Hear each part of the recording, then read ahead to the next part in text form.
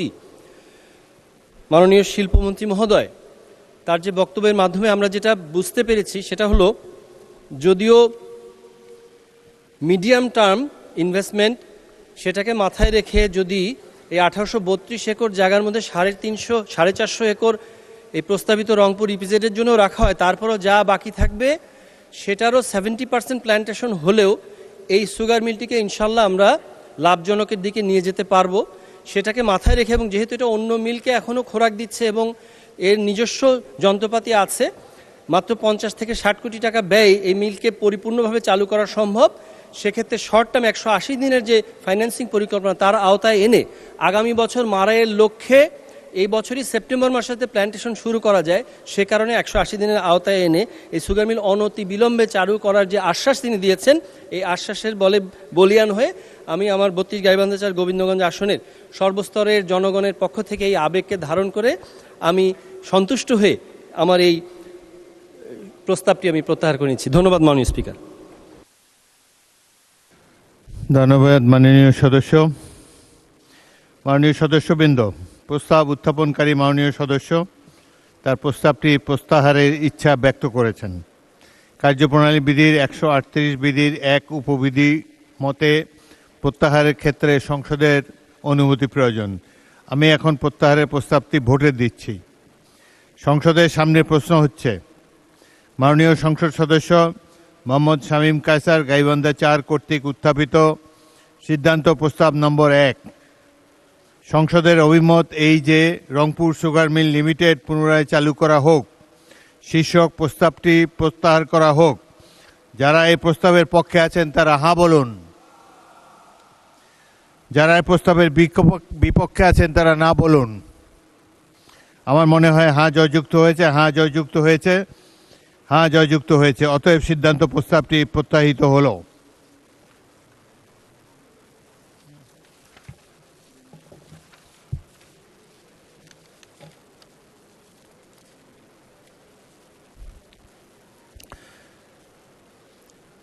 মাননীয় সদস্যবৃন্দ, আমি এখন মাননীয় সদস্য জনাব মোহাম্মদ আখতারুজ্জামান ময়মনসিংহ 10কে তার সিদ্ধান্ত প্রস্তাবের পক্ষে বক্তব্য রাখার জন্য আহ্বান জানাচ্ছি। সময় 5 মিনিট। মাননীয় স্পিকার, আপনাকে ধন্যবাদ। আজকে মহান সংসদে দাঁড়িয়ে আমি আমার এলাকা ময়মনসিংহ 10 গফরগাঁও উপজেলা পৌরসভা এবং পাগলা থানাবাসীকে ধন্যবাদ জানাচ্ছি। মাননীয় স্পিকার, আমি একটি গুরুত্বপূর্ণ বিষয়ে আজকে সিদ্ধান্ত প্রস্তাব আনয়ন করেছি। বাংলাদেশে আপনি জানেন মাননীয় স্পিকার, শিক্ষা ব্যবস্থা ভেঙে পড়েছে। আমি যে এলাকার প্রতিনিধি, সেই এলাকাটি শিক্ষা, সংস্কৃতি এবং ঐতিহ্যে অনেক সমৃদ্ধ ছিল, কিন্তু বিগত ফ্যাসিস্ট আমলে মাননীয় স্পিকার শিক্ষা ব্যবস্থা ভেঙে পড়েছে, সন্ত্রাস মাদকের অভয়ারণ্য পরিণত হয়েছিল। বিগত সরকারটি এই দেশে শিক্ষার পরিবর্তে সন্ত্রাসকে বেছে নিয়েছিল। মাননীয় স্পিকার, আমার এলাকায় 238টি প্রাথমিক বিদ্যালয়, 80টি মাধ্যমিক উচ্চ মাধ্যমিক বিদ্যালয় রয়েছে, 33টি মাদ্রাসা রয়েছে, 1.5 ডজনের মতো কলেজ, বিশ্ববিদ্যালয়, অনার্স কলেজ রয়েছে।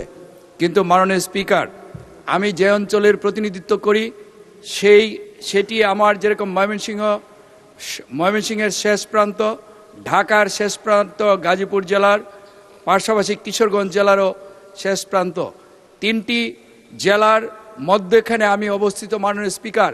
সেই জন্য ভৌগোলিক কারণেও মাননীয় স্পিকার আমার অঞ্চলটি অত্যন্ত গুরুত্বপূর্ণ।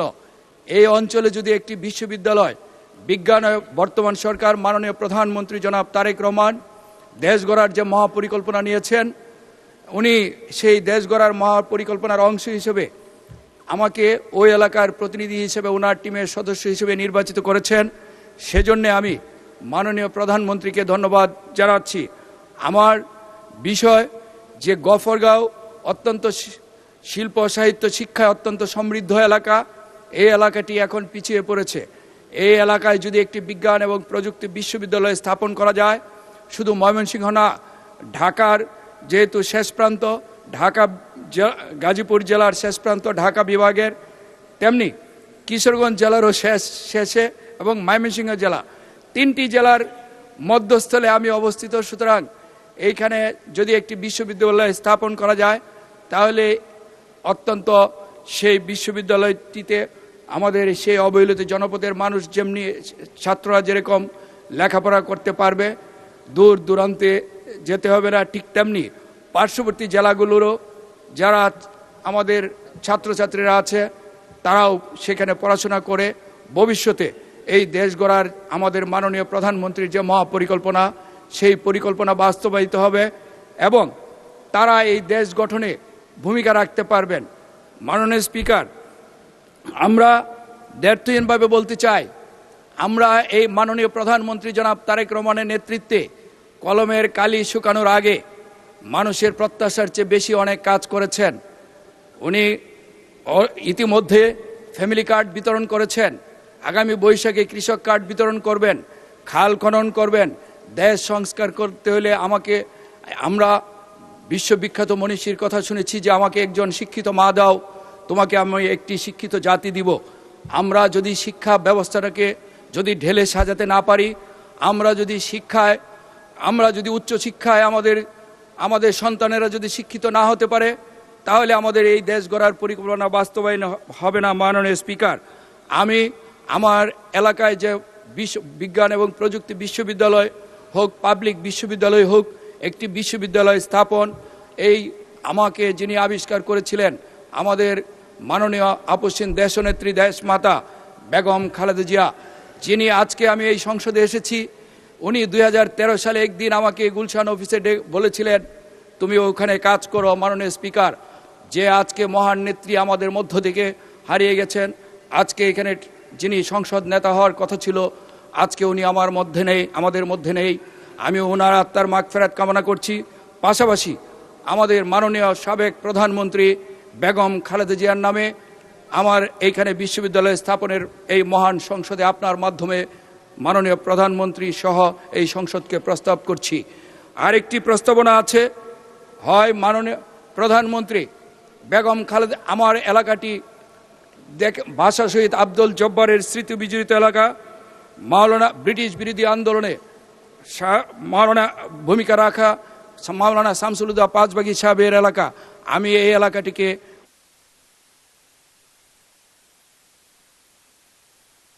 ধন্যবাদ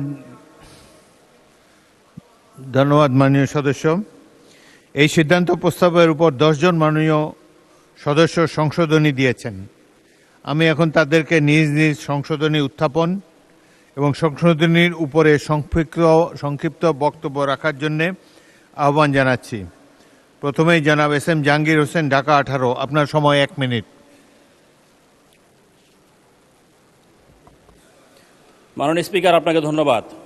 মাননীয় সংসদ সদস্য জনাব মোহাম্মদ আখতারুজ্জামান 155 ময়মনসিংহ 10 কর্তৃক উত্থাপিত সিদ্ধান্ত প্রস্তাবকে দৃঢ়ভাবে সমর্থন করছি।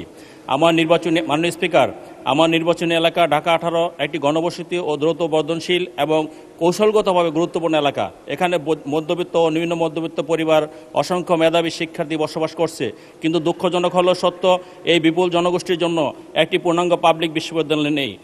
মাননীয় স্পিকার, এখানে মাননীয় প্রধানমন্ত্রী আছেন। আমি বলতে চাই, বিশ্বের অন্যান্য দেশের মতো ঢাকা বিশ্ববিদ্যালয়ের একটি বর্ধিত ক্যাম্পাস পূর্বাঞ্চলে দেওয়া যায় কিনা মাননীয় শিক্ষামন্ত্রী বিবেচনা করে দেখবেন। মাননীয় স্পিকার, আপনাকে ধন্যবাদ। পরবর্তী বক্তা মোহাম্মদ এনামুল হক, চট্টগ্রাম 12। সময় 1 মিনিট। বিসমিল্লাহির রহমানির রহিম। মাননীয় স্পিকার, আপনাকে ধন্যবাদ। ময়মনসিংহ 10 আসন থেকে নির্বাচিত মাননীয় সংসদ সদস্য জনাব মোহাম্মদ আখতারুজ্জামান কর্তৃক উত্থাপিত ওয়ালিচ্ছ সিদ্ধান্ত প্রস্তাব সংসদে অভিমত এই যে ময়মনসিংহ জেলার গফরগাঁও উপজেলার একটি বিশ্ববিদ্যালয় স্থাপন করা হোক। প্রস্তাবটি সমর্থন করে আমি একটি সংশোধনী প্রদান করেছি। মাননীয় স্পিকার, উচ্চশিক্ষা, পেশাগত দক্ষতা, কর্মসংস্থান, জ্ঞান বিজ্ঞান ও গবেষণা প্রসার ঘটে। উচ্চশিক্ষার মাধ্যমে কুসংস্কারমুক্ত সমাজ গঠনে ব্যক্তিত্বের বিকাশ এবং দক্ষ জনশক্তি তৈরির মাধ্যমে উচ্চশিক্ষা জাতীয় অর্থনীতিতে গুরুত্বপূর্ণ অবদান রাখতে পারে। এমনত অবস্থায় আমার প্রদত্ত সংশোধনী ময়মনসিংহ জেলার গফরগাঁও শব্দাবলীর পর চট্টগ্রাম জেলার পটিয়া উপজেলা একটি শব্দাবলী সংযোজন করিয়া আলোচ্য সিদ্ধান্ত পরবর্তী বক্তা মোহাম্মদ আব্দুল গফুর, কুষ্টিয়া 2, সময় 1 মিনিট।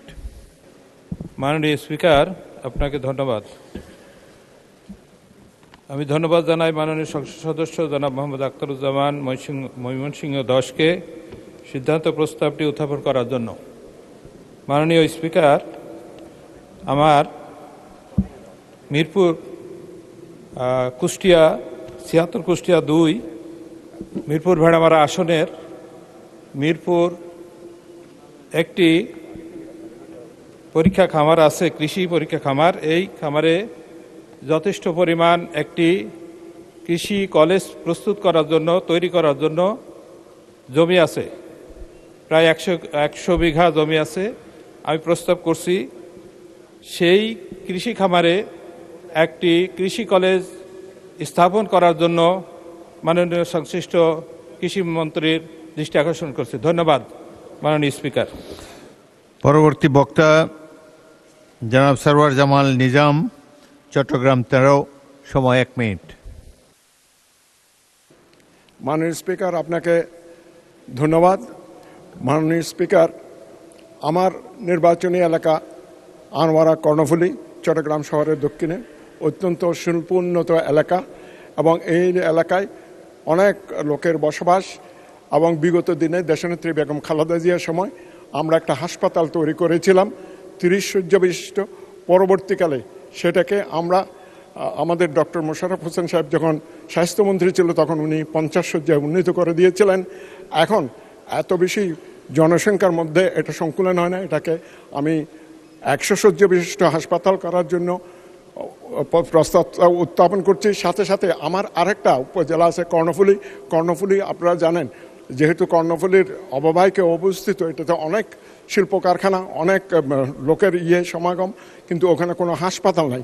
কর্ণফুলী এলাকায় একটা অত্যন্ত একটা আধুনিক হাসপাতাল। জনাব মোহাম্মদ আবুল খায়ের ভূঁইয়া, লক্ষ্মীপুর 2, সময় 1 মিনিট। ধন্যবাদ মাননীয় স্পিকার।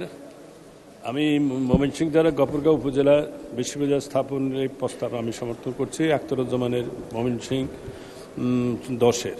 সাথে সাথে আমি আপনাকে অনুরোধ করছি যে আমার নির্বাচনী এলাকা লক্ষ্মীপুর 2, রায়পুর এবং লক্ষ্মীপুর নিয়ে আংশিক 9টি ইউনিয়ন নিয়ে গঠিত। আমি রায়পুরে একটি কৃষি বিশ্ববিদ্যালয় স্থাপনের জন্য অনুরোধ করছি। মাননীয় স্পিকার, আপনি জানেন লক্ষ্মীপুর জেলা হচ্ছে প্রায় 25 লক্ষ লোক। এই 25 লক্ষ লোকের অংশের বিশাল একটা অংশ আমার নির্বাচনী এলাকায় লক্ষ্মীপুরের 9টি ইউনিয়ন এবং রায়পুরের 10টি ইউনিয়ন একটা পৌরসভা নিয়ে গঠিত।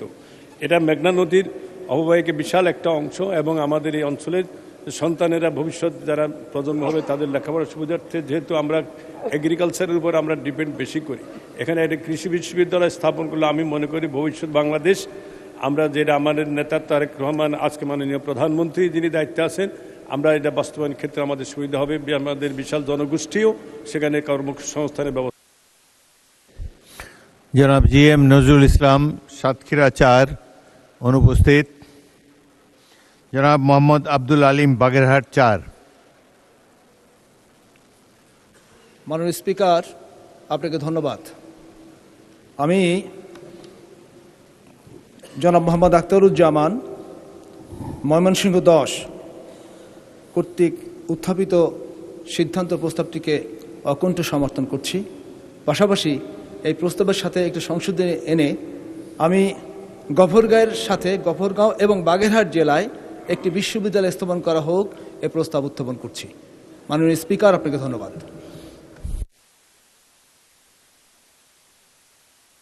পরবর্তী বক্তা মাননীয় সদস্য রুমিন ফারহানা, ব্রাহ্মণবাড়িয়া 2। মাননীয় স্পিকার, আপনাকে ধন্যবাদ। মাননীয় স্পিকার, মেঘনা আর তিতাসের পাশের ব্রাহ্মণবাড়িয়া, ওস্তাদ আলাউদ্দিন খাঁ এবং ঈশা খাঁর দেশ ব্রাহ্মণবাড়িয়া, পুতুল নাচ আর ছানামুখীর দেশ ব্রাহ্মণবাড়িয়া, বাংলাদেশের শিল্প সংস্কৃতির রাজধানীর নাম ব্রাহ্মণবাড়িয়া। মাননীয় স্পিকার, একদিকে যেমন এখানে বাউল গান হয়, কীর্তন হয়, ওয়াজ হয়, এমন অপূর্ব ধর্ম বর্ণ সংস্কৃতির মিলন মেলা বাংলাদেশের আর কোথাও হয় কিনা আমি জানা নাই। কিন্তু মাননীয় স্পিকার, দুঃখজনক হলেও সত্য, বাংলাদেশের প্রায় প্রতিটি জেলা উপজেলায় একটা করে অন্তত বিশ্ববিদ্যালয় স্থাপিত হয়েছে গত 15 বছরে, কিন্তু ব্রাহ্মণবাড়িয়াতে এখন পর্যন্ত কোনো বিশ্ববিদ্যালয় হয়নি। মাননীয় স্পিকার, আপনার মাধ্যমে আমার সংসদের আবেদন থাকবে ব্রাহ্মণবাড়িয়া জেলায় একটা বিশ্ববিদ্যালয় স্থাপন করা হোক এবং ব্রাহ্মণবাড়িয়ায় যে 33 লক্ষ মানুষ, তাদের লেখাপড়ার অগ্রগতির জন্য একটি বিশ্ববিদ্যালয় আবশ্যক। জনাব মোহাম্মদ রাশেদুল ইসলাম রাশেদ, শেরপুর 1, সময় 1 মিনিট। মাননীয় স্পিকার, আপনাকে ধন্যবাদ। আজকে সংসদে মাননীয় সংসদ সদস্য জনাব মোহাম্মদ আখতারুজ্জামান ময়মনসিংহ 10 যে সিদ্ধান্ত প্রস্তাবটি এনেছেন তাকে সমর্থন করে আমি সংশোধনী প্রস্তাব পেশ করছি। মাননীয় স্পিকার, আপনি জানেন আমার যে জেলা শেরপুর জেলা, এই জেলার সাথে জেলা শহরের সাথে আশেপাশের মোট 17টি উপজেলা কানেক্টেড এবং এই উপজেলাকে কেন্দ্র করে বিশাল জনগোষ্ঠীর, বিশেষ করে ছাত্র সমাজের জন্য শিক্ষার সুযোগ লাভের একটি প্রয়োজনীয়তা রয়েছে। আমরা এটি নানানভাবে দীর্ঘদিনের দাবির প্রেক্ষিতে আবেদন করার পরেও কখনোই এই আবেদনটি আমাদের জন্য মঞ্জুর করা হয়নি। আপনার মাধ্যমে আমি আবেদন রাখছি শেরপুরে একটি স্বতন্ত্র পূর্ণাঙ্গ বিশ্ববিদ্যালয় স্থাপন করা হোক। এর মাধ্যমে এই এলাকার সামগ্রিক শিক্ষার মান উন্নত হবে বলে আমি আশাবাদ ব্যক্ত করছি। ধন্যবাদ মাননীয় স্পিকার আপনাকে। আপনার মাধ্যমে আমার এলাকাবাসীকেও ধন্যবাদ জানাচ্ছি। জনাব মোহাম্মদ আবদুল্লাহ, মুন্সিগঞ্জ 1, সময় 1 মিনিট। বিসমিল্লাহির রহমানির রহিম। মাননীয় স্পিকার, আমি ময়মনসিংহ 10 সংসদ সদস্য মোহাম্মদ আখতারুজ্জামানের যে প্রশ্ন আমি একত্রতা ঘোষণা করছি এবং সাপোর্ট করছি। আমি মুন্সিগঞ্জ 1, আপনি জানেন মুন্সিগঞ্জ বিক্রমপুর, এইখানে শিক্ষার মান খুবই খারাপ। আমরা বাংলাদেশের 50% ব্যবসায়ী মুন্সিগঞ্জ বিক্রমপুরে বসবাস করে। এইখানে কোনো বিশ্ববিদ্যালয় নেই। আমাদের এইখানে স্যার জগদীশ চন্দ্র বসুর একটি কলেজ আছে, সেইখানে প্রায় 100 একরের উপরে জায়গাও আছে। এইখানে যদি একটি বিশ্ববিদ্যালয় করা হয় তাহলে এই মুন্সিগঞ্জ 1-এর প্রায় 7 লক্ষ লোকের উপকার হবে এবং আশেপাশে কনস্টিটিউশনের যদি এই সব লোক এইখানে উপকৃত হবে। তাই আমি অনুরোধ করব এইখানে একটি বিশ্ববিদ্যালয় স্থাপন করার জন্য। আপনাকে ধন্যবাদ মাননীয় স্পিকার। আসসালামু আলাইকুম।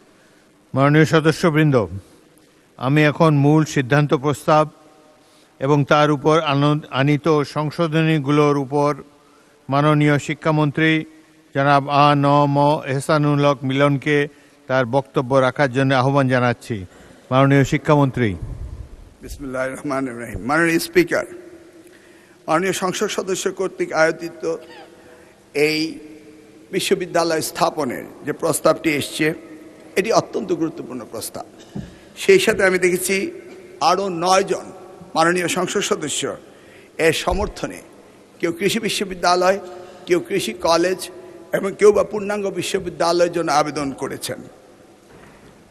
আপনি এবং আমরা সকলেই জানি বিগত সময়ে সাবেক প্রধানমন্ত্রী দেশমাতা বেগম খালেদা জিয়া শিক্ষাকে সবচেয়ে বেশি অগ্রাধিকার দিয়েছিলেন এবং আপনারা ইতিমধ্যেই দেখতে পেয়েছেন যে 180 দিনের যে প্রোগ্রাম মাননীয় প্রধানমন্ত্রী দিয়েছে সেখানে তিনি শিক্ষাকে সবচেয়ে বেশি অগ্রাধিকার দিয়েছেন। আমার দৃঢ় বিশ্বাস যেভাবে মাননীয় প্রধানমন্ত্রী এদেশে মানব সম্পদ উন্নয়নের জন্য কাজ করেছেন, হিউম্যান ক্যাপিটাল ডেভেলপমেন্টের জন্য যে চেষ্টা তিনি চালিয়ে যাচ্ছেন, এটাও আমরা জানি উন্নত বিশ্বে প্রায় 30টি দেশ তাদের জনসংখ্যা ক্রমান্বয়ে কমে যাচ্ছে। More people R dyeing, less people are taking birth.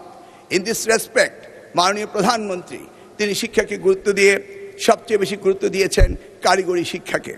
আমি অত্যন্ত খুশি হতাম যদি আজকের মাননীয় সংসদ সদস্যগণ সাধারণ শিক্ষার চেয়ে কারিগরি শিক্ষাকে গুরুত্ব দিতেন এবং যেটাতে মানব সম্পদ উন্নত হতো এবং বিশ্বে আমরা সকলেই এই মানব সম্পদ উন্নয়ন করে আমরা এক্সপেক্টেড থেকে আমাদের রেমিটেন্স সহ বাংলাদেশের উন্নয়নের অগ্রাধিকার আমরা পেতে পারতাম।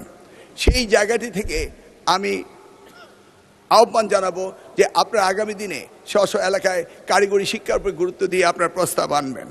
ময়মনসিংহ 13টি উপজেলা, 11 জন মাননীয় সংসদ সদস্যের প্রায় 59 লক্ষ জনগণের অধিবাসী, তার মধ্যে নিয়ারলি 20,000 হচ্ছে নিয়ারলি 22 ইয়ার্স ওল্ড যারা ইউনিভার্সিটিগুলিতে যায়, সেই জায়গায় আমাদের কৃষি বিশ্ববিদ্যালয় রয়েছে এবং পাশাপাশি আমাদের ওখানে জামালপুর পার্শ্ববর্তী জেলায় বিজ্ঞান ও প্রযুক্তি বিশ্ববিদ্যালয় রয়েছে, একটি প্রাইভেট বিশ্ববিদ্যালয় রয়েছে ব্রহ্মপুত্র ইন্টারন্যাশনাল ইউনিভার্সিটি এবং পাশে রয়েছে নেত্রকোনা ইউনিভার্সিটি।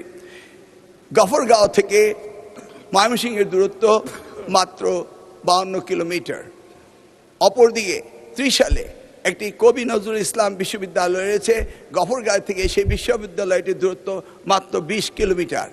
আমরা যদি এই জিওগ্রাফিক লোকেশন এবং ডেমোগ্রাফিক লোকেশনকে আমরা সঠিকভাবে পর্যালোচনা করি, তাহলে আপাতত এই গফরগাঁওতে একটি পূর্ণাঙ্গ বিশ্ববিদ্যালয় দেওয়াটা এই মুহূর্তে কতটা যুক্তিসঙ্গত সেই বিচারের দাবি আমি মাননীয় সংসদ সদস্যের উপরে রেখে দিলাম, কারণ ওনার পার্শ্ববর্তী এলাকাগুলিতে রয়েছে। তিনি এটাও বলেছেন যে ঢাকা এবং ময়মনসিংহের মধ্যবর্তী স্থানে এবং খুব উল্লেখযোগ্যভাবে কমিউনিকেশন ওনার খুব ভালো ঢাকার সাথে। সেই ক্ষেত্রে তিনি আবার পুনর্বিবেচনা করতে পারেন যে তিনি কি সত্যিকার বিশ্ববিদ্যালয় স্থাপনের কথা বলবেন না কোনো কারিগরি প্রতিষ্ঠানের কথা বলবেন। আমি জাহাঙ্গীর আলম সাহেব মাননীয় সংসদ সদস্য ঢাকা, তিনি যে প্রস্তাবটি করেছেন অন্যান্য উন্নত বিশ্বে অনেক বিশ্ববিদ্যালয় বিভিন্ন রকম ক্যাম্পাস থেকে থাকে, তিনি একটি সুন্দর দাবি করেছেন যে পূর্বাঞ্চলে সরকারের জায়গা রয়েছে, সেখান থেকে জায়গা নিয়ে ঢাকা বিশ্ববিদ্যালয় ক্যাম্পাস 2 করা যায় কিনা সেই ব্যাপারে তিনি আহ্বান জানিয়েছেন। সেই বিষয়টি আমরা আগামী দিনে মন্ত্রণালয় পর্যায়ে এবং মাননীয় প্রধানমন্ত্রী পর্যায়ে আমরা আলোচনা, ঢাকা ইউনিভার্সিটি থাক পূর্বাঞ্চলে জায়গা আছে, আই মিন দ্যাট। ওকে, আমার কথা বলতে ওকে। ঢাকা বিশ্ববিদ্যালয়ের দ্বিতীয় ক্যাম্পাস করলে ঢাকা বিশ্ববিদ্যালয়ে ট্রাফিক জ্যাম এবং অন্যান্য বিষয়গুলো বিবেচনায় এনে সেটি অদূর ভবিষ্যতে বিবেচনা আনা যায় কিনা সেই ব্যাপারে আমরা পর্যবেক্ষণ করে দেখব। মাননীয় স্পিকার, আমি জানি সকলেই তার স্ব এলাকায় বিশ্ববিদ্যালয় স্থাপনের জন্য আপ্রাণ চেষ্টা করে যাচ্ছেন। যেমনিভাবে মুন্সিগঞ্জের মাননীয় সংসদ সদস্য আবদুল্লাহ সাহেবও বললেন যে নদীর ওপারেই মুন্সিগঞ্জে কোনো বিশ্ববিদ্যালয়, ঠিক তেমনিভাবে রমিন ফারহানা ব্রাহ্মণবাড়িয়ার মাননীয় সংসদ সদস্য তিনিও বলেছেন যে ব্রাহ্মণবাড়িয়াতেও তার কোনো বিজ্ঞান প্রযুক্তি বলে কোনো বিশ্ববিদ্যালয় সেখানে নেই। আমাদের বর্তমানে 57টি পাবলিক বিশ্ববিদ্যালয় রয়েছে। আমরা আগামী দিনে উত্তরোত্তর এই বিশ্ববিদ্যালয়গুলো বৃদ্ধিকরণ এবং জনগণের চাহিদা মেটানো এবং আমরা চাই একটি শিক্ষিত জাতি গঠন করার জন্য, সেই ক্ষেত্রে আমরা আগামী দিনে এই চিন্তা ভাবনা করব। তবে এই মুহূর্তে গফরগাঁয়ে দেওয়াটা কতটা সমীচীন হবে সেই ব্যাপারে আমি মাননীয় সংসদ সদস্যকে বলবো আপনি নিজ বিবেচনায় এই দাবিটি প্রত্যাহার করার অনুরোধ করছি। ধন্যবাদ আপনাকে। মাননীয় সদস্য জনাব মোহাম্মদ আখতারুজ্জামান, আপনার সিদ্ধান্ত প্রস্তাব সম্পর্কে মাননীয় মন্ত্রী যে বিবৃতি দিলেন, এই প্রেক্ষিতে আপনি ইচ্ছা করলে প্রস্তাবটি প্রত্যাহার করতে পারেন। মাননীয় স্পিকার, আপনাকে ধন্যবাদ। মাননীয় শিক্ষামন্ত্রী অত্যন্ত সুন্দরভাবে বর্ণনা করেছেন। আমি একটা জিনিস মাননীয় শিক্ষামন্ত্রী মহোদয়ের দৃষ্টি আকর্ষণ করছি। আমি ইতিমধ্যে আমার প্রস্তাবটি সংশোধন করে বিজ্ঞান এবং প্রযুক্তি বিশ্ববিদ্যালয়ের দাবি জানিয়েছি। ময়মনসিংহে কোনো বিজ্ঞান এবং প্রযুক্তি বিশ্ববিদ্যালয় নাই। মাননীয় প্রধানমন্ত্রী যে দেশ গড়ার পরিকল্পনা নিয়েছেন এবং যে আমাদের দক্ষ জনশক্তি গড়ার যে পরিকল্পনা নিয়েছেন তারই অংশ হিসেবে আমি গফরগাঁয়ে একটি বিজ্ঞান এবং প্রযুক্তি বিশ্ববিদ্যালয় স্থাপনের জন্য দাবি জানিয়েছি। আর আপনি মাননীয় শিক্ষামন্ত্রী যে বিষয়টি বলেছেন গফরগাঁও থেকে ময়মনসিংহের দূরত্ব, সেটা গফরগাঁয়ের আপনি যদি এন্ডিং থেকে বলেছেন, আপনি যদি স্টার্টিং থেকে বলেন ওই দিক দিয়ে আমাদের কাপাসিয়া, ওই দিক দিয়ে হলো হোসেনপুর, ওই পাশে নান্দাইল, এই পাশে গাজীপুর। গফরগাঁও আসলে গফরগাঁও যদি একটি উপজেলা হয়ে থাকে, কিন্তু এই গফরগাঁও সারা বাংলাদেশে না বিখ্যাত। আমি তারপরে মাননীয় শিক্ষামন্ত্রীর যে উনি আশ্বাস দিয়েছেন, সেই আশ্বাসের প্রেক্ষিতে আমি গফরগাঁও একটি বিজ্ঞান ও প্রযুক্তি বিশ্ববিদ্যালয় স্থাপনের আমি ওনার ব্যাখ্যা এবং আশ্বাসে আমি আশ্বস্ত হয়ে এবং মাননীয় প্রধানমন্ত্রী এবং মাননীয় শিক্ষামন্ত্রীর উপর এই দায়িত্ব আমি এই মহান যে সংসদে ওনাদেরকে অনুরোধ জানিয়ে আমার সিদ্ধান্ত প্রস্তাবটি আমি প্রত্যাহার করে নিয়েছি। আপনার মাননীয় স্পিকার, আপনাকে ধন্যবাদ। ধন্যবাদ মাননীয় সদস্য। মাননীয় সদস্যবৃন্দ, প্রস্তাব উত্থাপনকারী মাননীয় সদস্য তার প্রস্তাবটি প্রত্যাহারের ইচ্ছা ব্যক্ত করেছেন। কার্যপ্রণালী বিধির 138 বিধির 1 উপবিধি মতে প্রত্যাহারের ক্ষেত্রে সংসদের অনুমতি প্রয়োজন। আমি এখন প্রস্তাবটি ভোটে দিচ্ছি। সংসদের সামনে প্রশ্ন হলো, মাননীয় সংসদ সদস্য মোহাম্মদ আখতারুজ্জামান কর্তৃক উত্থাপিত সিদ্ধান্ত প্রস্তাব নম্বর 2। সংসদের অভিমত এই যে ময়মনসিংহ জেলার গফরগাঁও উপজেলায় একটি বিশ্ববিদ্যালয় স্থাপন করা হোক। শীর্ষক প্রস্তাবটি প্রত্যাহার করা হোক। যারা এই প্রস্তাবের পক্ষে আছেন তারা হাঁ বলুন। যারা এই প্রস্তাবের বিপক্ষে আছেন তারা না বলুন। আমার মনে হয় হাঁ জয়যুক্ত হয়েছে, হাঁ জয়যুক্ত হয়েছে, হাঁ জয়যুক্ত হয়েছে। অতএব সিদ্ধান্ত প্রস্তাবটি প্রত্যাহিত হলো।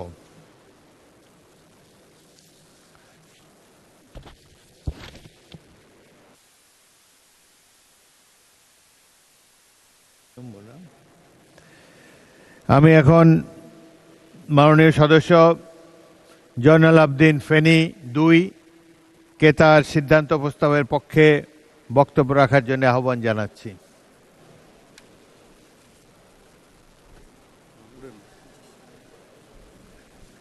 মাননীয় স্পিকার, দেশের জনসংখ্যা অনুপাতে হারে সরকারি মেডিকেল কলেজ।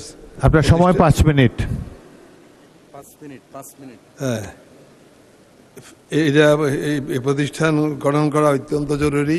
ফেনী অত্যন্ত ইম্পর্টেন্ট জায়গা, মানে ঢাকার বাংলাদেশের দক্ষিণ পূর্বাঞ্চলে সবচেয়ে গুরুত্বপূর্ণ এলাকা। এই সমস্ত এলাকায় মানুষ খুব কষ্টের মধ্যে আছে। তার আশপাশের জেলাগুলিতে এই ধরনের কোনো প্রতিষ্ঠান নাই। যেই কারণে ফেনী শহরে যদি এই ধরনের একটা মেডিকেল কলেজ প্রতিষ্ঠা করা যায়, তাহলে একদিকে যেমন আমাদের শিক্ষার্থীরা অত্যন্ত কাছে থেকে লেখাপড়া করে ভালো চিকিৎসক হইতে পারবে, এবং তাছাড়া আপনার গোটা দেশের সেবা করার সুযোগ পাবে। সুতরাং আমি সরকারের কাছে আহ্বান করতেছি, যেহেতু আমাদের ম্যাডাম মরহুম খালেদা জিয়া মৃত্যুর পূর্বে 6 সালেই ওয়াদা করেছিলেন মেডিকেল কলেজ ফেনীতে করবেন, কিন্তু সরকার মানে ভেঙে যাবার পর যখন আমরা গভর্নমেন্ট থেকে সরে পড়ি, এরপরে সরকার সায়না সরকার আর এটাতে আমরা হাত দিতে দেয় নাই। এর পরবর্তীতে আমরা বর্তমানে ক্ষমতা আসার পরে এই মুহূর্তে মানুষের দাবি, একমাত্র দাবি, এবং এই দাবির পরিপ্রেক্ষিতে আমাদের বর্তমান প্রধানমন্ত্রী মাননীয় তারেক রহমান সাহেব যে নির্বাচনী প্রচারণায় গিয়েছেন ফেনী কলেজের সামনে মাঠে, সেখানে তিনি বলেছেন যে আমাদের সাবেক প্রধানমন্ত্রী ওনার মা যে সমস্ত ওয়াদা করেছেন এগুলা উনি সম্মানের সহিত চেষ্টা করবেন প্রতিষ্ঠা করার জন্য। কাজে আমি আমার আর বক্তব্য দীর্ঘায়িত করব না।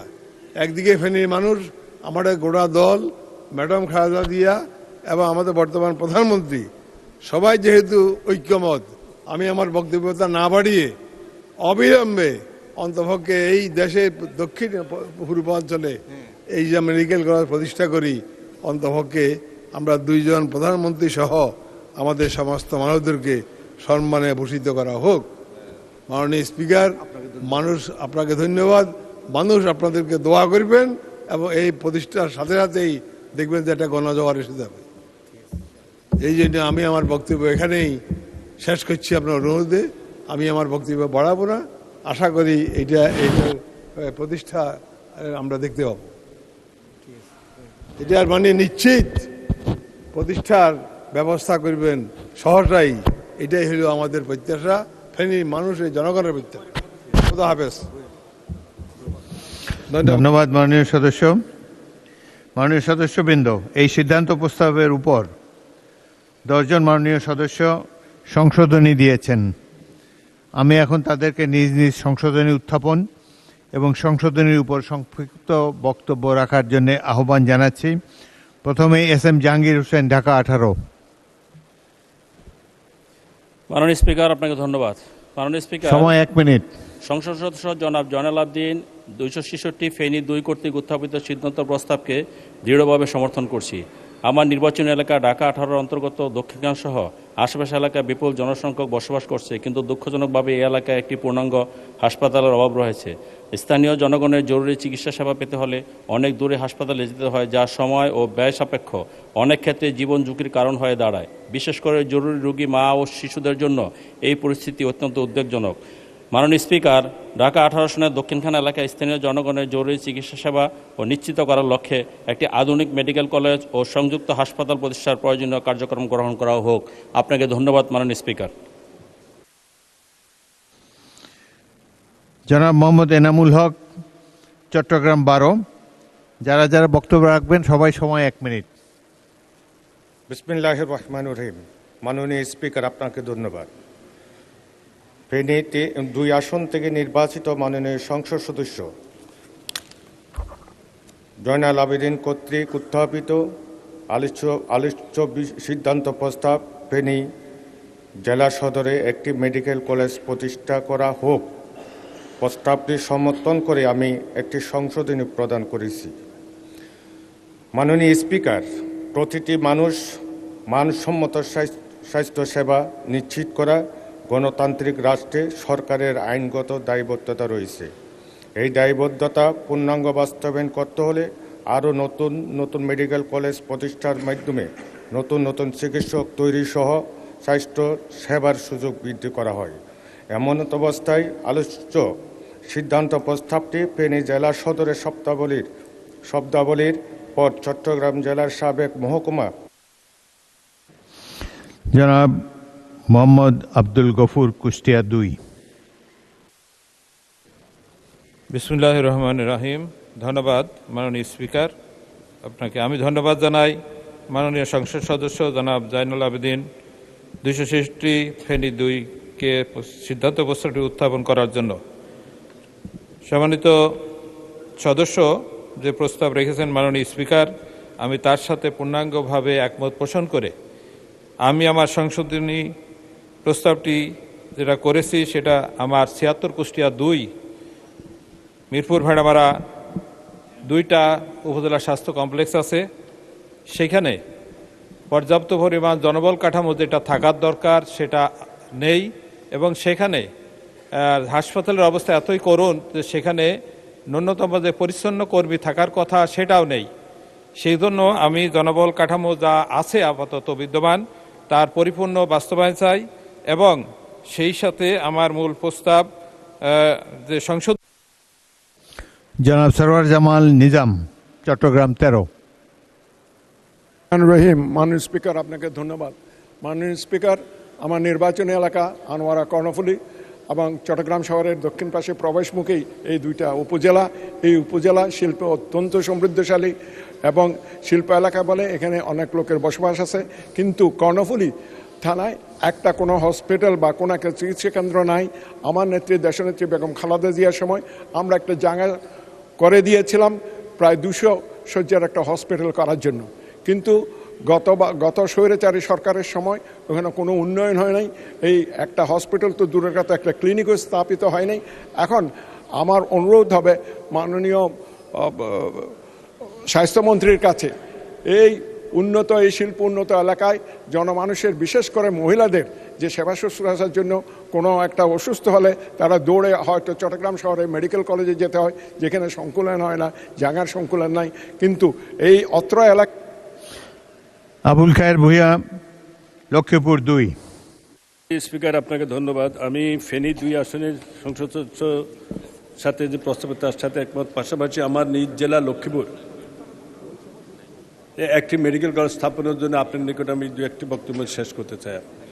আমাদের লক্ষ্মীপুরের জায়গার অভাব নাই। আমাদের বৃহত্তর শাকচর ইউনিয়নে বিশাল জায়গা আছে। আমরা সরকারকে জায়গা দিতে প্রস্তুত, এবং এই 25 লক্ষ লোকের যে স্বাস্থ্যসেবার জন্য একটি মেডিকেল কলেজের প্রয়োজন। বর্তমান বিশ্বায়নের স্বাস্থ্যের একটি অন্যতম উপাদান সাধারণ মানুষের বাঁচার অধিকার আছে। আমার এই অঞ্চলের জনগণ এই ধরনের কোনো যে হাসপাতাল আছে, এই হাসপাতালের মাধ্যমে চিকিৎসা হয় না। গোটা লক্ষ্মীপুর জেলা আমরা 4টি আসন 91 সাল থেকে আমরা বিএনপি এই আসনগুলো আমরা বিএনপির পক্ষে জনগণ রায় দিয়েছে, কিন্তু এখানে কোনো হাসপাতাল নাই, মেডিকেল কলেজ নাই, ট্রেন লাইন নাই, কোনো বিশ্ববিদ্যালয় নাই। আমরা বিভিন্ন সময় বিভিন্ন চেষ্টা করছি। আমি আশা করি আপনার মাধ্যমে আমাদের এই লক্ষ্মীপুরে একটি মেডিকেল কলেজ স্থাপনের জন্য কার্যকরী ব্যবস্থা গ্রহণ করবেন আমাদের মাননীয় মোহাম্মদ আব্দুল আলিম, বাগেরহাট 4। মাননীয় স্পিকার, আপনাকে ধন্যবাদ। খাজা খানজাহান রহমতুল্লাহের স্মৃতি বিজড়িত জেলা বাগেরহাট, সমুদ্র এবং সুন্দরবন বেষ্টিত জেলা হলো বাগেরহাট। এই বাগেরহাটের অধিকাংশ মানুষ পিছিয়ে পড়া। এই পিছিয়ে পড়া মানুষগুলোকে সুবিধাবঞ্চিত মানুষের স্বাস্থ্য এবং শিক্ষার বিবেচনায় বাগেরহাট জেলায় একটি মেডিকেল কলেজ অত্যন্ত জরুরি। আমি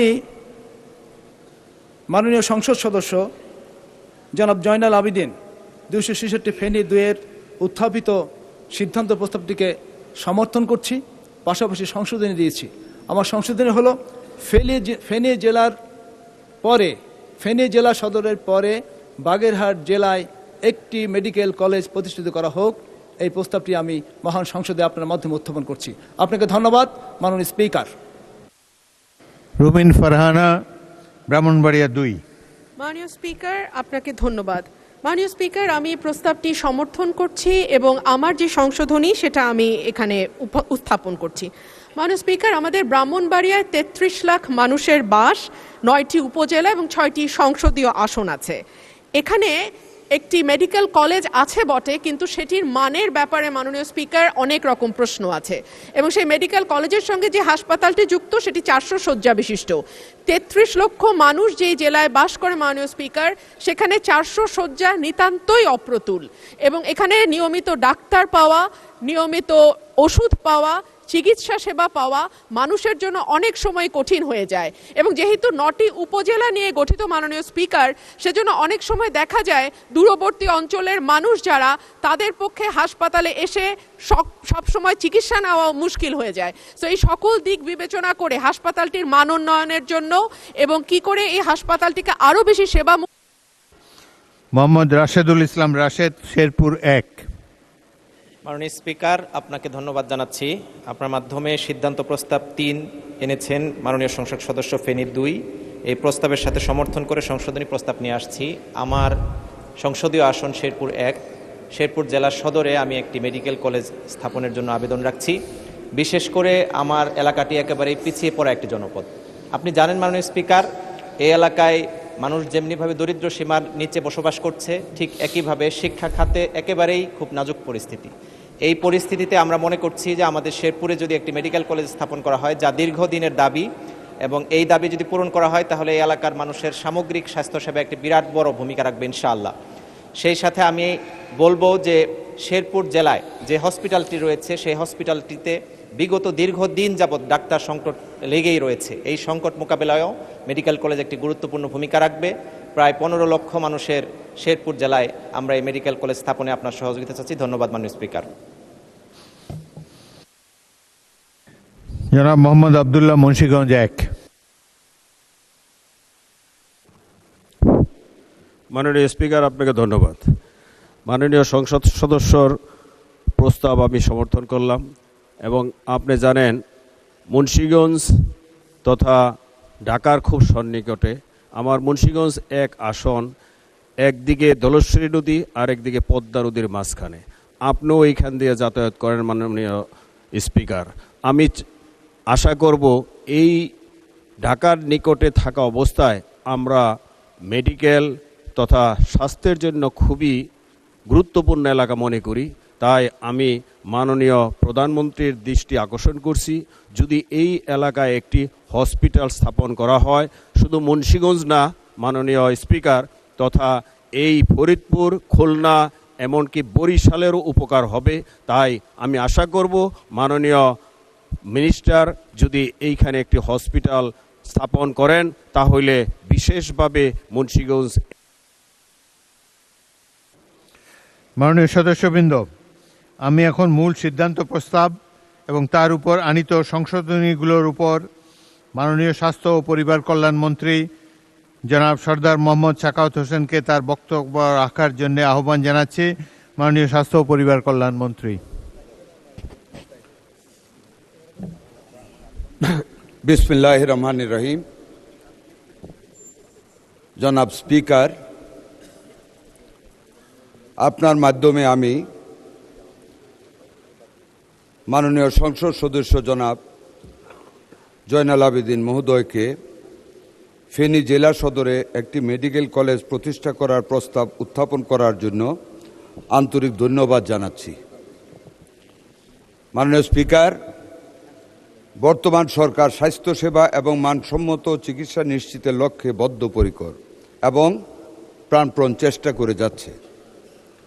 এই লক্ষ্যে মাননীয় প্রধানমন্ত্রীর দূরদর্শী নেতৃত্বে স্বাস্থ্য ও পরিবার কল্যাণ মন্ত্রণালয় ব্যাপক কর্মপরিকল্পনা গ্রহণ করেছে। এই পর্যায়ে মাননীয় সংসদ সদস্য জনাব জয়নাল আবেদিনের প্রস্তাবের জবাবে মহান জাতীয় সংসদের মাধ্যমে জানাতে চাই যে নতুন সরকারি মেডিকেল কলেজ স্থাপনের ক্ষেত্রে অবকাঠামো নির্মাণ, উপযুক্ত শিক্ষক পদায়ন, যন্ত্রপাতি সংস্থানের বিষয়াবলী নিশ্চিত করা অতীব গুরুত্বপূর্ণ। এ সকল প্রস্তুতি ব্যতিরেকে নতুন মেডিকেল কলেজ স্থাপন যুক্তিযুক্ত নয়। এ কারণে যথাযথ প্রস্তুতি নিয়েই দেশের চাহিদার সাথে সঙ্গতি রেখে নতুন মেডিকেল কলেজ স্থাপনের বিষয়টি বিবেচনা করা হয়ে থাকে। মাননীয় স্পিকার, মাননীয় সংসদ সদস্য ওনার বক্তব্য উল্লেখ করেছেন ফেনীর আশেপাশে কোনো জেলাগুলিতে এ ধরনের কোনো প্রতিষ্ঠান নেই বা প্রস্তাব নেই। আমি আমার মাননীয় সংসদ সদস্যের অবগতির জন্য জানাচ্ছি যে মাননীয় স্পিকার, আমাদের বাংলাদেশে বর্তমানে 8টি নতুন মেডিকেল কলেজ স্থাপনের প্রস্তাব প্রক্রিয়াধীন। তার মধ্যে মুন্সিগঞ্জে একটি, ব্রাহ্মণবাড়িয়া, ঠাকুরগাঁও, নাটোর ও নরসিংদী প্রত্যেকটিতে একটি, ভোলা, শেরপুর এবং লক্ষ্মীপুরে একটি মেডিকেল কলেজ স্থাপনের প্রস্তাব বিবেচনাধীন এবং প্রক্রিয়াধীন। মাননীয় সংসদ সদস্য, Lakshmipur I think it is very near to Feni. যাই হোক, মাননীয় স্পিকার, আমাদের সাবেক প্রধানমন্ত্রী আমাদের মা বেগম খালেদা জিয়ার শ্বশুর বাড়ি, পিতার বাড়ি সেখানে। আমাদের বর্তমান প্রধানমন্ত্রী নানির বাড়ি সেটা। সাবেক মাননীয় প্রধানমন্ত্রী যদি প্রতিশ্রুতি দিয়ে যেয়ে থাকেন ভবিষ্যতে আমরা যখন সমস্ত কিছু যোগানের মাধ্যমে যখন আরও নতুন মেডিকেল কলেজ আমরা স্থাপন করতে যাব, এবং মাননীয় স্পিকার, শুধু মেডিকেল কলেজ স্থাপন করলে হয় না, এর সাথে প্রচুর রুগীর সংকুলান দিতে হয়, মানে একটি হসপিটালের দরকার হয় হাতে নাতে ছাত্রদেরকে গুণগত উচ্চ মানের শিক্ষা দেওয়ার জন্য। কাজে এটা অনেক ব্যয় সাপেক্ষ ব্যাপার।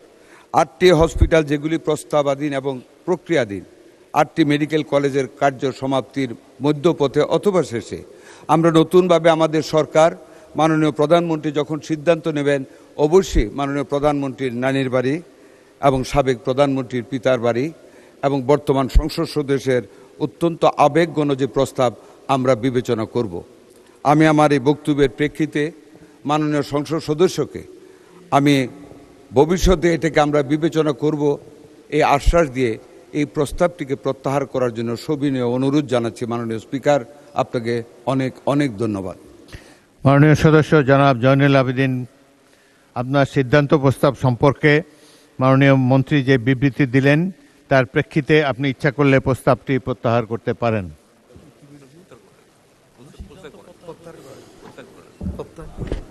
মাননীয় স্পিকার, আমি আমাদের প্রধানমন্ত্রী, সাবেক প্রধানমন্ত্রী এবং বীর মুক্তিযোদ্ধা, স্বাধীনতার ঘোষক, যার সাথে আমি নিজে মুক্তিযুদ্ধ করেছি, তাদের পক্ষ থেকে যদি আমার স্পিকার এই কথা বলেন যে এই প্রস্তাবটা প্রত্যাহার করার জন্য, তাহলে আমি আইনগতভাবে সম্মান করার জন্য আপনাকে আমি আশা করি আমাদের ফেনীর মানুষ শেষ পর্যন্ত দেশের লোক খুশি হবে, এই জাতীয় কাজ করার জন্য উদাত্ত আহ্বান জানিয়ে আমি আমার প্রস্তাবটা প্রত্যাহার করলাম। ধন্যবাদ। মাননীয় সদস্যবৃন্দ, প্রস্তাব উত্থাপনকারী মাননীয় সদস্য তার প্রস্তাবটি প্রত্যাহারের ইচ্ছা ব্যক্ত করেছেন। কার্যপ্রণালী বিধির 138 বিধির 1 উপবিধি মতে প্রত্যাহারের ক্ষেত্রে সংসদের অনুমতি প্রয়োজন। এখন আমি প্রত্যাহারের প্রস্তাবটি ভোটে দিচ্ছি।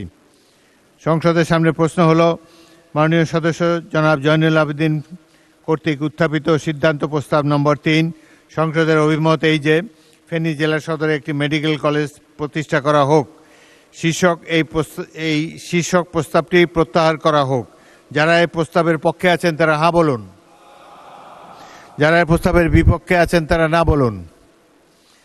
আমার মনে হয় হ্যাঁ জয়যুক্ত হয়েছে, হ্যাঁ জয়যুক্ত হয়েছে, হ্যাঁ জয়যুক্ত হয়েছে। অতএব সিদ্ধান্ত প্রস্তাবটি প্রত্যাহিত হলো। মাননীয় সদস্যবৃন্দ,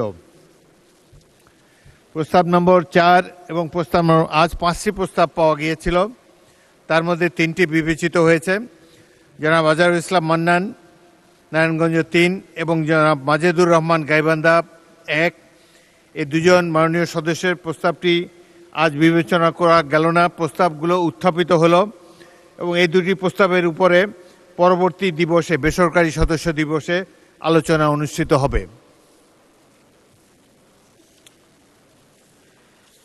মাননীয় সদস্যবৃন্দ, দিনের কর্মসূচি অনুযায়ী এখন বিশেষ কমিটির রিপোর্ট উপস্থাপন। আমি বিশেষ কমিটির মাননীয় সভাপতি জনাব জয়নুল আবেদিন, বরিশাল 3 কে কার্যপ্রণালী বিধির 211 বিধি 1 উপবিধি অনুযায়ী ত্রয়োদশ জাতীয় সংসদের বিশেষ কমিটির রিপোর্ট সংসদে উপস্থাপনের জন্য আহ্বান জানাচ্ছি। ঠিক আছে, মাইক তো ঠিক নেই। ঠিক আছে। বিসমিল্লাহির রহমানির রহিম। মাননীয় স্পিকার, আপনাকে ধন্যবাদ। আপনাকে ধন্যবাদ জানিয়ে আমি আজকে বলতে চাই যে এই বিশেষ কমিটির সভাপতি হিসাবে আজ এই মহান জাতীয় সংসদের অধিবেশনে বিশেষ কমিটির রিপোর্ট পেশ করার জন্য আমি আপনার অনুমতি প্রার্থনা করছি। আপনি ইতিমধ্যেই অনুমতি দিয়েছেন মাননীয় স্পিকার। প্রথমে আমি গভীর শ্রদ্ধা, কৃতজ্ঞতা এবং শোকাভিভূত হৃদয় স্মরণ করছি মহান স্বাধীনতার ঘোষক, বহুদলীয় গণতন্ত্রের প্রবর্তক শহীদ রাষ্ট্রপতি জিয়াউর রহমানকে। মহান আল্লাহ রাব্বুল আলামিনের দরবারে তার বিদেহী আত্মার মাগফিরাত কামনা করছি। তার বর্ণাঢ্য কর্মজীবনের প্রতি গভীর শ্রদ্ধা জ্ঞাপন করছি। তিনি এই জাতির গণতান্ত্রিক অভিযাত্রায় এক অবিস্মরণীয় নাম। তিনি এই বাংলাদেশের গণতন্ত্রের অভিযাত্রা শুরু করেছেন। একই সঙ্গে গভীর শোক ও শ্রদ্ধার সঙ্গে স্মরণ করছি সাবেক প্রধানমন্ত্রী, আপসীর নেত্রী, গণতন্ত্র পুনরুদ্ধারের নেত্রী, আমাদের এদেশের গণমানুষের আপসীর নেত্রী বেগম খালেদা জিয়ার আত্মার প্রতি শ্রদ্ধা নিবেদন করছি এবং তার বিদায়ী আত্মা আল্লাহ তাআলা তাকে ব্যস্ত নসিব করুক এই কামনা করছি। একই সঙ্গে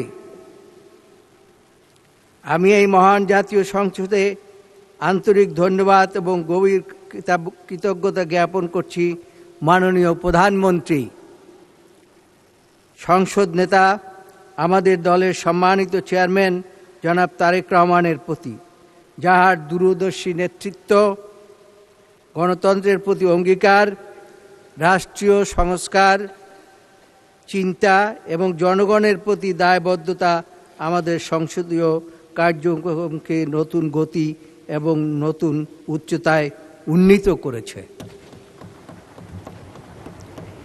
বিশেষভাবে তার প্রতি কৃতজ্ঞতা জ্ঞাপন করছি আমাকে বরিশাল 3 মুলাদি বাবুগঞ্জ আসন থেকে দলীয় মনোনয়ন প্রদান করার জন্য। তার আস্থা, বিশ্বাস এবং রাজনৈতিক প্রজ্ঞার ফলেই আজ আমি জনগণের প্রত্যক্ষ ভোটে নির্বাচিত প্রতিনিধি হিসাবে এই মহান জাতীয় সংসদে দাঁড়িয়ে বক্তব্য রাখার এবং জাতির গুরুত্বপূর্ণ বিষয়ে মতামত প্রদানের গৌরবময় সুযোগ লাভ করছি। আমি আরও ধন্যবাদ জানাচ্ছি আমার নির্বাচনী এলাকার বরিশাল 3 মুলাদি বাবুগঞ্জের জনগণের প্রতি, যাদের মূল্যবান ভোটে নির্বাচিত হয়ে আমি এই মহান সংসদে কথা বলার সুযোগ পেয়েছি। মাননীয় স্পিকার, আপনি অবগত আছেন যে 2009 সালে জানুয়ারি মাস থেকে ফ্যাসিস্ট আওয়ামী লীগ সরকার লাগামহীন দলীয়করণ, দুর্নীতি, পরিবারতন্ত্র প্রতিষ্ঠা, অন্যায়ভাবে শক্তি প্রয়োগ করে স্বাধীনতা বিরোধী দলকে দমন গুম, খুন, বিচার বহিত হত্যাকাণ্ড সংগঠন করেছেন, দেশের অর্থ বিদেশে পাচার করেছে, ব্যাংক উজাড় করে দিয়েছেন। দীর্ঘ 16 বছর ফ্যাসিবাদ বিচারাধীনতার ফলে পুঞ্জীভূত ক্ষোভ থেকে দেশের জনগণ 2024 সালে জুলাই মাসে বৈষম্য বিরোধী ছাত্র আন্দোলনের নেতৃত্বে দল, মত, ধর্ম, বর্ণ, নারী, পুরুষ নির্বিশেষে এক দুর্বার আন্দোলন গড়ে তোলে এবং সেই দুর্বার আন্দোলনের ফলে দেশে সৃষ্টি হয় এক মহান বিপ্লব এবং পালিয়ে যান ফ্যাসিস্ট সরকার প্রধান শেখ হাসিনা, যিনি বলেছিলেন বারবার যে শেখ হাসিনা পালায় না, কিন্তু শেষ পর্যন্ত জনতার আন্দোলনের ফলে তিনি পালাতে মাননীয় সদস্য, আপনার রিপোর্টে যা আছে রিপোর্টটি পড়ুন। আমি রিপোর্টই পড়ছি। মাননীয় স্পিকার, ত্রয়োদশ জাতীয় সংসদের প্রথম অধিবেশন বিগত 12 মার্চ 2026 তারিখের বৈঠক গণপ্রজাতন্ত্রী বাংলাদেশের জাতীয় সংসদের কার্যপ্রণালী বিধি 266 বিধি অনুযায়ী মাননীয় সংসদ নেতার পক্ষে জনাব মোহাম্মদ নুরুল ইসলাম চিফ হুইপের প্রস্তাবক্রমে আমাকে সভাপতি করে 13 সদস্যের সমন্বয়ে একটি বিশেষ কমিটি গঠন করা হয়। গত 15 মার্চ 2026 তারিখে সংসদের বৈঠকে মাননীয় আইন, বিচার, সংসদ বিষয়ক মন্ত্রীর প্রস্তাবক্রমে 12 মার্চ 2026 তারিখে সংসদে উত্থাপিত 133টি, আবার বলি 133টি অধ্যাদেশ যাচাই বাছাইপূর্বক রিপোর্ট পেশ করার নিমিত্তে সংসদ কর্তৃক এই কমিটিতে প্রেরণ করা হয়। মাননীয় সদস্য, সদস্যদের নাম পড়ার প্রয়োজন নেই, আপনি 5-এ আবার আসেন। আমি 5 নম্বর থেকে শুরু আমি করুন। নাম পড়ছি না, নাম পঠিত বলে গণ্য হলো। মাননীয় স্পিকার, ত্রয়োদশ জাতীয় সংসদের বিশেষ কমিটির সভাপতি হিসাবে আমি গণপ্রজাতন্ত্রী বাংলাদেশের জাতীয় সংসদের কার্যপ্রণালী বিধি 211 বিধি 1 উপবিধি অনুযায়ী কমিটির রিপোর্ট এই মহান সংসদে উপস্থাপন করছি। মাননীয় স্পিকার, কমিটি বিগত 24/3/2026, 25/3/2026, 29/3/2026 তারিখে বৈঠকে মিলিত হয়ে অধ্যাদেশগুলো প্রণয়নের ভিত্তি হিসাবে অধ্যাদেশগুলোর বিষয়বস্তু পুঙ্খানুপুঙ্খরূপে যাচাই বাছাই করেন। মাননীয় স্পিকার, অধ্যাদেশগুলো যাচাই বাছাইকালে কমিটির মাননীয় সদস্য মির্জা আব্বাস উদ্দিন আহমেদ 181 ঢাকা 8 অসুস্থতার কারণে উপস্থিত থাকতে পারেননি। তাছাড়া কমিটির আমন্ত্রণে মাননীয় সংসদ সদস্য জনাব মোহাম্মদ নজিবুর রহমান পাবনা 1 বৈঠকে উপস্থিত হয়ে কমিটি তার মূল্যবান পরামর্শ প্রদান করেন। মাননীয় স্পিকার, অধ্যাদেশগুলো আলোচনার শুরুর প্রারম্ভে কমিটি সকল বীর শহীদদের প্রতি শ্রদ্ধা জ্ঞাপন করেন। শ্রদ্ধা জ্ঞাপন করে 1952 সালে ঐতিহাসিক ভাষা আন্দোলনে, 1971 সালে মহান মুক্তিযুদ্ধ, গত 55 বছরের সকল গণতান্ত্রিক আন্দোলনে অংশগ্রহণকারী বীর শহীদদের প্রতি বিশেষ করে শ্রদ্ধা জ্ঞাপন করে বিগত 16 বছরের ফ্যাসিবাদ বিরোধী আন্দোলন সংগ্রামে যারা শহীদ হয়েছেন এবং গুম খুনের শিকার হয়েছেন তাদের প্রতি এবং সর্বশেষ 2024 সালের জুলাই আগস্টের অভূতপূর্ব ছাত্র জনতার গণ অভ্যুত্থানে ফ্যাসিবাদী শাসনের জগদ্দল পাথর জাতির বুক থেকে সরাতে গিয়ে যে সকল লড়াকু কিশোর কিশোরী, যুবক যুবতী, আবাল বৃদ্ধ বনিতা তাদের বুকের তাজা রক্ত ছড়িয়েছেন, এই সকল শহীদদের আহতদের গভীর শ্রদ্ধাভরে স্মরণ করেন। কমিটি গভীর দুঃখ ভারাক্রান্তের সঙ্গে হৃদয়ের স্মরণ করেন যে গণতন্ত্র প্রতিষ্ঠা, দুর্নীতিমুক্ত সমৃদ্ধশালী বাংলাদেশ গড়ার ক্ষেত্রে আপসী নেত্রী, 3 বারের সফল প্রধানমন্ত্রী, দেশনেত্রী মরহুম বেগম খালেদা জিয়াকে তার বিদায়ী আত্মার মাগফিরাত কামনা করেন। মাননীয় স্পিকার, কমিটিতে প্রেরিত অধ্যাদেশগুলোর আলোচনাকালে অধ্যাদেশগুলো কী প্রয়োজনে প্রণয়ন এবং জারি করা হয়েছে তা জানার জন্য কমিটি অধ্যাদেশগুলোর সাথে সংশ্লিষ্ট মন্ত্রণালয়ের সচিবদেরকে আমন্ত্রণ জানায়। আমন্ত্রিত সচিবগণ কমিটির বৈঠকে উপস্থিত হয়ে তার মূল্যবান মতামত প্রদান করেন এবং কমিটির বিভিন্ন প্রশ্নের জবাব প্রদান করে কমিটিকে সর্বতোভাবে সহায়তা করেন। মাননীয় স্পিকার, কমিটির মাননীয় সদস্যগণ গণপ্রজাতন্ত্রী বাংলাদেশের সংবিধানের অনুচ্ছেদের 93 সহ সংশ্লিষ্ট অন্যান্য অনুচ্ছেদ এবং কমিটিতে আমন্ত্রিত অতিথিবৃন্দের মতামত জনগুরুত্বের সাথে নিয়েছেন এবং সরকারের ধারাবাহিকতায় বিষয়গুলো সম্যক বিবেচনায় এনে সংসদে উত্থাপিত এবং কমিটিতে প্রেরিত 133টি অধ্যাদেশের মধ্যে 98টি অধ্যাদেশ উত্থাপিত আকারে এখানে সংলগ্ন ক 15টি অধ্যাদেশ সংশোধিত আকারে সংলগ্ন খ এবং সংশ্লিষ্ট মন্ত্রণালয়ের মাধ্যমে সংসদে বিল উত্থাপনের জন্য সুপারিশ করে। বাকি 20টির মধ্যে 16টি অধ্যাদেশ সংসদে এখনই বিল আকারে উত্থাপন না করে পরবর্তীতে যাচাই বাছাই করে অধিকতর শক্তিশালী করে নতুন বিল উত্থাপনের সুপারিশ করা হয়েছে। সেগুলো সংশ্লিষ্ট গ এবং 4টি অধ্যাদেশ রোহিতকরণ ও হেফাজতের জন্য এখনই সংসদে বিল আনয়নের সুপারিশ করা হয়েছে সংলগ্ন গ। মাননীয় স্পিকার, আর মাত্র 1-2টি প্যারা আছে।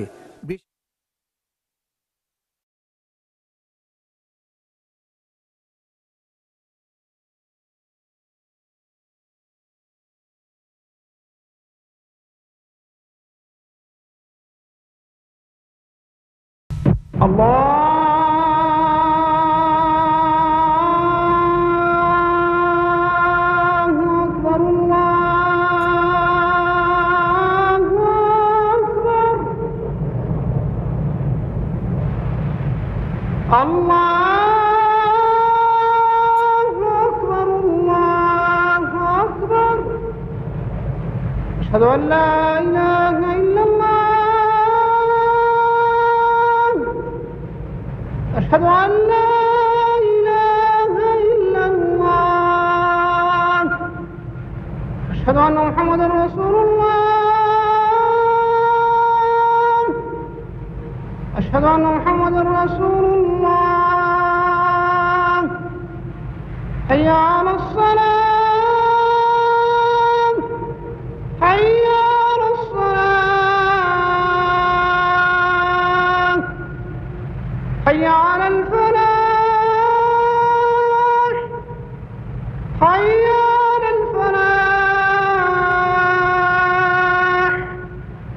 الله أكبر الله أكبر لا إله إلا الله.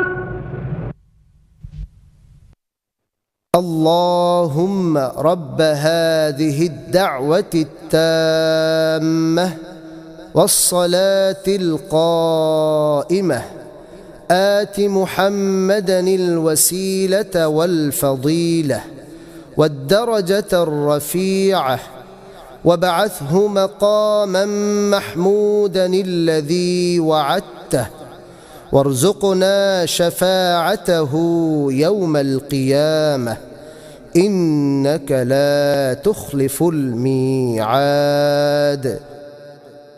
হে আল্লাহ, এই পরিপূর্ণ আহ্বান ও শাশ্বত নামাজের তুমি প্রভু। হযরত মুহাম্মদ সাল্লাল্লাহু আলাইহি ওয়াসাল্লামকে দান করো বেহেশতের সর্বোচ্চ সম্মানিত স্থান এবং সুমহান মর্যাদা, আর তাকে অধিষ্ঠিত করো শ্রেষ্ঠতম প্রশংসিত স্থানে যার প্রতিশ্রুতি তুমি তাকে দিয়েছ। কিয়ামত দিবসে তার সুপারিশ আমাদেরকে নসিব করো, নিশ্চয়ই তুমি প্রতিশ্রুতির ব্যতিক্রম করো না। চট্টগ্রাম 7 সদস্য, মোহাম্মদ নাজিবুর রহমান পাবনা 1 সদস্য, জনাব আক্তার হোসেন 22, রংপুর 4 সদস্য।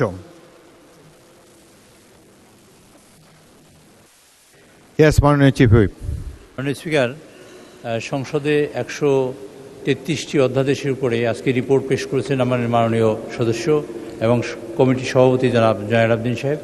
তো আমি যেহেতু আমাদের একটা কম্পালশন আছে, আমাদের একটা নির্দিষ্ট সময়ের মধ্যেই বিলগুলো মানে এই অধ্যাদেশগুলো বিল আকারে নিয়ে এবং পাশ করাতে হবে, সেজন্য আমি আপনার কাছ থেকে মানে সিদ্ধান্ত প্রত্যাশা করছি যে আগামী রোববারেই যেসব বিল আনা সম্ভব মাননীয় সংশ্লিষ্ট মন্ত্রীবর্গ সেসব বিল সংসদে আনয়ন করবেন। এটা আপনি যদি বলেন তাহলে সংশ্লিষ্ট মন্ত্রণালয়ের মাননীয় মন্ত্রীবৃন্দ এই বিল আনয়ন করবেন, কারণ আমাদের 9 তারিখের মধ্যে বিলগুলো পাশ করাতে হবে। জি, মানে আগামী রোববারে যাতে সংশ্লিষ্ট মন্ত্রীবর্গ তাদের বিল আনয়ন করেন সে ব্যাপারে আপনি একটা সিদ্ধান্ত দেবেন। মাননীয় মন্ত্রীবর্গ, এই বিল বিবেচনার জন্যে আগামী রবিবার থেকে আমাদের কার্যক্রম শুরু হবে। আপনারা প্রস্তুতি নেন, আমরা চেষ্টা করব যত দ্রুত সম্ভব বিলগুলোকে সংসদে বিবেচনা করে পাশ করার জন্যে। মাননীয় স্পিকার, আরেকটি বিষয় বলি যে আজকের এই বিলের সাথে আমাদের অনেক কাগজ জমা দেওয়ার দরকার ছিল, মূল বিলগুলো। তো মূল বিলগুলো অনেক পরিমাণ এবং তাতে আমরা হিসেব করে দেখেছি প্রায় সরকারের 12 লক্ষ টাকা খরচ হয়। তো সেই জন্য আমরা অনুরোধ করেছি যে সংশ্লিষ্ট ধারা, যে ধারাটাকে অ্যামেন্ড করা হয়েছে, কেবল সেই ধারাগুলোকে দিয়ে এই বিলটা সংসদে পেশ করার জন্য। তো পরবর্তীতে যেসব মন্ত্রণালয় বিল আনবে যদি প্রয়োজন মনে করে তাহলে এই সরকারের সাশ্রয় করার জন্য মাননীয় প্রধানমন্ত্রীর নির্দেশে আমরা চেষ্টা করছি যে সংশ্লিষ্ট বিলগুলোর সাথে যদি প্রয়োজন হয়, পার্টিনেন্ট হয়, তবে সেই জন্য বিলগুলো মূল বিলগুলো সংসদে দেয়, নতুবা সংশ্লিষ্ট প্যারা অথবা সংশ্লিষ্ট অংশগুলো যেন সংসদে দেয় সে ব্যাপারে আপনি একটা সিদ্ধান্ত দেবেন দয়া করে। মাননীয় চিফ হুইপ, আগে বিল উপস্থাপন করুন, তারপর তো এই ব্যাপারে আমরা বিবেচনা করব। মাননীয় আইনমন্ত্রী কিছু বলতে চান? আমি একটু সাপ্লিমেন্ট করতে চাচ্ছি মাননীয় স্পিকার, মাননীয় চিফ হুইপকে। অ্যাকচুয়ালি রবিবারে সংশ্লিষ্ট সকল মন্ত্রণালয় তাদের যতগুলো আইন আছে তাদের মন্ত্রণালয়ের অধীন সবাই একটা নোটিশ দেবেন। সোমবার থেকে বিলগুলো তারা সবগুলো বিল এখানে উপস্থাপিত হবে। সুতরাং রবিবারে যাতে সংশ্লিষ্ট সকল মন্ত্রী বিলগুলোর জন্য নোটিশ প্রদান করেন সেই বিষয়টা সবার দৃষ্টিতে আনার জন্য আপনার অনুমতি প্রার্থনা করেছি। দ্বিতীয়ত হলো, একটা নিয়ম আছে, যখন আমরা বিলগুলো আনছি তার সাথে ওই বিল যে আইনটা সংশোধন হচ্ছে ওই আইনের সংশ্লিষ্ট কপি সংযুক্ত করতে হয়। সেই সংশ্লিষ্ট কপিগুলো সংযুক্ত করতে গেলে আমাদের 12 লক্ষ টাকার, শুধু একমাত্র সিপিসির জন্যই লাগতেছে 7 লক্ষ টাকা আমাদের ফটোকপির জন্য খরচ করতে হবে। সেইটা বাঁচানোর জন্য আমরা ওখানে বলেছি যে সংশ্লিষ্ট আইন ওয়েবসাইটে দেওয়া আছে আইন মন্ত্রণালয়ের বাংলাদেশ লতে, সবাই ওয়েবসাইটে ক্লিক করলেই সেটা পেয়ে যাবেন, বাংলাদেশ কোডে ক্লিক করলে পেয়ে যাবেন। এভাবে আমরা 12 লক্ষ টাকা সেভ করতে পারবো। সেই কারণে সবাইকে ওয়েবসাইট অ্যাক্সেস রাখার জন্য অনুরোধ করেছি। আপনাকে ধন্যবাদ মাননীয় স্পিকার। মাননীয় আইনমন্ত্রী, আমার মনে হয় পুরো বিল যদি আপনারা দিতে এই মুহূর্তে সময় যথেষ্ট না থাকে, আপনারা একটা কম্পারেটিভ স্টেটমেন্ট দেন, আগে কি ছিল আইন আর কি সংশোধন আপনারা আনতে চান, এই ধরনের একটা স্টেটমেন্ট দিলে সদস্যদের জন্য বিবেচনা করতে সুবিধা হবে বলে আমি মনে করি। মাননীয় স্পিকার, আমরা পুরো বিল আনছি, কিন্তু বিলের সাথে পূর্ববর্তী আইনের ফটোকপি দিতে গেলে 12 লক্ষ টাকা লাগবে। এখানে পূর্ববর্তী আইনটা আমরা ওয়েবসাইটের থেকে নিতে বলেছি, আর পুরো বিলটা আমরা দেব। আর আমরা কম্পারেটিভ স্টাডি যেভাবে আপনি বলেছেন ওইভাবে আমরা দেব।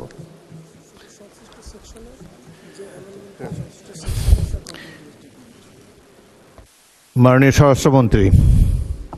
মাননীয় স্পিকার, নোটিশ দেওয়ার প্রস্তাবটা আমি আইনমন্ত্রীকে অনুরোধ করছিলাম যে আপনাকে স্মরণ করিয়ে দেয়। এখানে 133টি অধ্যাদেশের বিষয়ে যতগুলো মন্ত্রণালয় জড়িত আছে তালিকাটা আপনার কাছে নিশ্চয়ই আছে।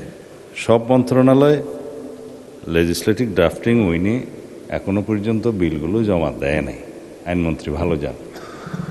এখন আইনটার সাথে অর্ডার অফ দি ডের সাথে নোটিশটাও দিতে হবে যে কে কোন দিন এটা উত্থাপন করতে হবে। মিনিমাম 7 ডেজের কথা বলা আছে। আপনার এখতিয়ার আছে, আপনি কন্ডোন করে দিতে পারেন, 3 দিনও দিতে পারেন, 1 দিনও দিতে পারেন।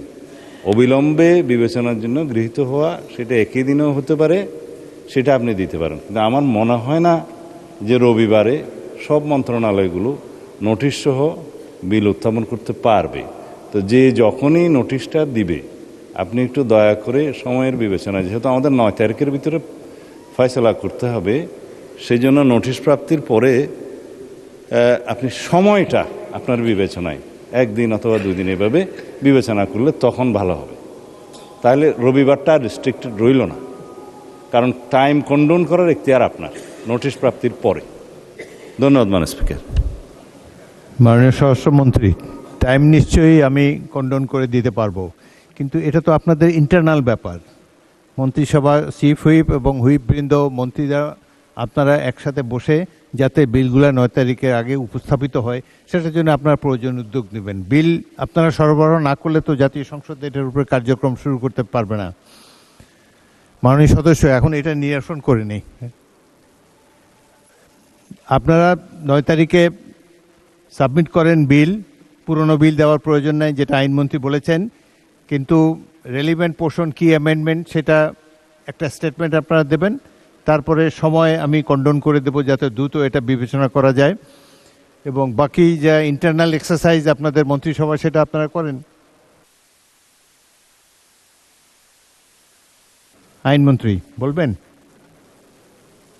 আপনাকে অসংখ্য ধন্যবাদ মাননীয় স্পিকার, আপনি যথার্থই বলেছেন।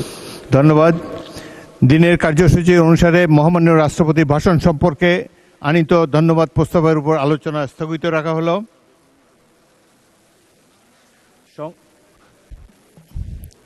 মাননীয় বিরোধী দলের নেতা। ধন্যবাদ মাননীয় স্পিকার।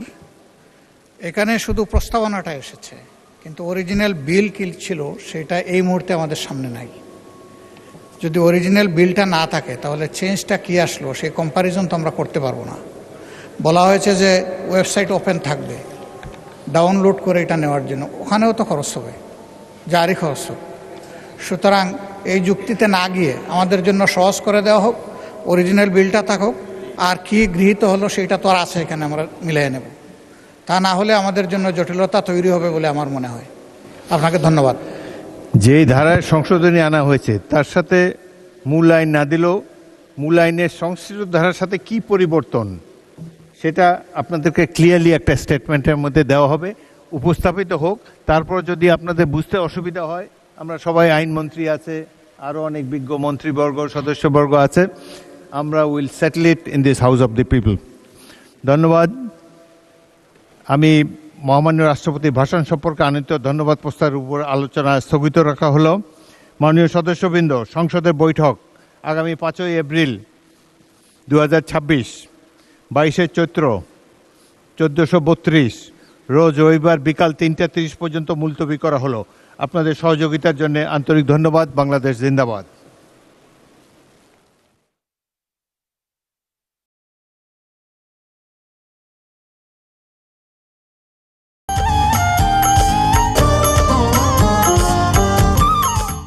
দেশের সীমিত কৃষি জমির বড় অংশ ক্ষতিকর তামাক চাষে অনুর্বর হয়ে পড়ছে। প্রতি বছর কয়েক লক্ষ টন চাল উৎপাদন থেকে বঞ্চিত হচ্ছি আমরা। 1 একর জমির তামাক শুকাতে প্রায় 5 টন কাঠ পুড়ছে। সিগারেটের ফিল্টার তৈরি করছে হাজার হাজার টন বর্জ্য। সিগারেট উৎপাদনে হচ্ছে পানির অপচয়। তামাক চাষে জড়িতদের 25% গ্রিন টোব্যাকো সিকনেসে আক্রান্ত হচ্ছেন। এছাড়া তামাক সেবন ও ধূমপানে নানা প্রাণঘাতী রোগ হয়। আসুন প্রাণ প্রকৃতি ধ্বংসকারী ধূমপান ও তামাককে না বলি আজই।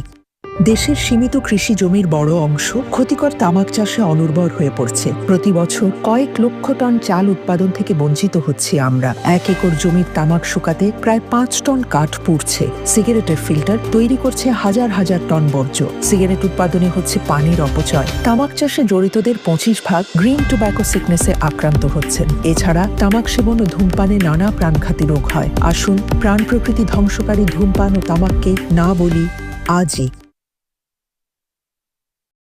পর্যাপ্ত পরিমাণ তেল সরবরাহ করা হচ্ছে, কিন্তু জনগণ আতঙ্কিত হয়ে বেশি তেল কেনার কারণে চাহিদা বেড়ে গেছে। আজ জাতীয় সংসদে প্রশ্ন জিজ্ঞাসা উত্তর পর্বে তিনি কথা জানান।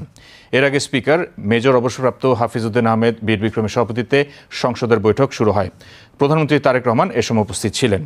এক প্রশ্নের জবাবে বিদ্যুৎ ও জ্বালানি মন্ত্রী জানান, আপাতত বাসাবাড়িতে গ্যাস সংযোগ দেওয়ার পরিকল্পনা সরকারের নেই। তিনি জানান, সরকার শিল্প কারখানায় গ্যাস সরবরাহকে অগ্রাধিকার দিচ্ছে। শিল্পমন্ত্রী খন্দকার আব্দুল মুক্তাদির আজ সংসদে জানান, দেশে বেকারত্ব দূর করার লক্ষ্যে নতুন শিল্প কারখানা স্থাপনের পরিকল্পনা রয়েছে সরকারের। এক প্রশ্নের জবাবে শিল্পমন্ত্রী জানান, দেশে বন্ধ হয়ে যাওয়া শিল্প কারখানাগুলো পাবলিক প্রাইভেট পার্টনারশিপ বা পিপিপির ভিত্তিতে পুনরায় চালুর পরিকল্পনা করছে সরকার। শিল্পমন্ত্রী জানান, দেশে প্লাস্টিক গ্র্যানুল কারখানা স্থাপনেরও পরিকল্পনা রয়েছে সরকারের। তাছাড়া জাতীয় সংসদে আজ জরুরি জনগুরুত্ব বিষয়ে মনোযোগ আকর্ষণ বিধি ৭১ অনুযায়ী আলোচনা অনুষ্ঠিত হয়। পরে জাতীয় সংসদে বেসরকারি সদস্যদের আনিত সিদ্ধান্ত প্রস্তাবের উপর আলোচনা অনুষ্ঠিত হয়। এ সময় শিক্ষামন্ত্রী ডক্টর আনম এহসানুল হক মিলন সংসদ সদস্যদের নিজ নিজ এলাকায় কারিগরি শিক্ষা প্রতিষ্ঠান স্থাপনের প্রস্তাব দেওয়ার আহ্বান জানান। শেষ খবর পাওয়া পর্যন্ত সংসদের বৈঠক চলছিল।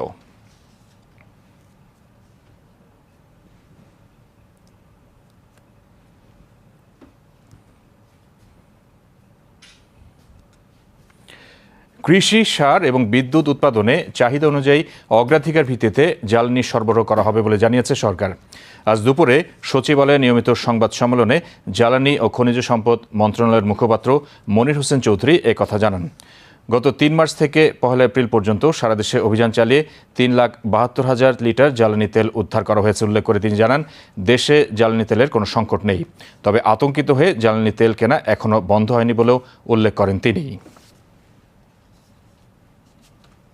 আমরা টোটাল অভিযান পরিচালনা করেছি ৪,৮২৪টি, যাতে মামলা হয়েছে ২,০০৯টি। সর্বমোট অর্থদণ্ড হয়েছে ১,০১,৪৩৫ টাকা, আর কারাদণ্ড দেওয়া হয়েছে ২৪ জনকে। এ যাবৎ অবৈধ মজুতকৃত জ্বালানি উদ্ধারের একটা সংক্ষিপ্ত তথ্য আমি আপনাদের সাথে শেয়ার করছি। ডিজেল উদ্ধার হয়েছে ২,৭১,৩৭৪ লিটার, অকটেন উদ্ধার হয়েছে ৩০,৯৬০ লিটার, আর পেট্রোল উদ্ধার হয়েছে ৭০,০৫৪ লিটার। সব মিলে ৩,৭২,৩৮৮ লিটার জ্বালানি পণ্য উদ্ধার করা হয়েছে।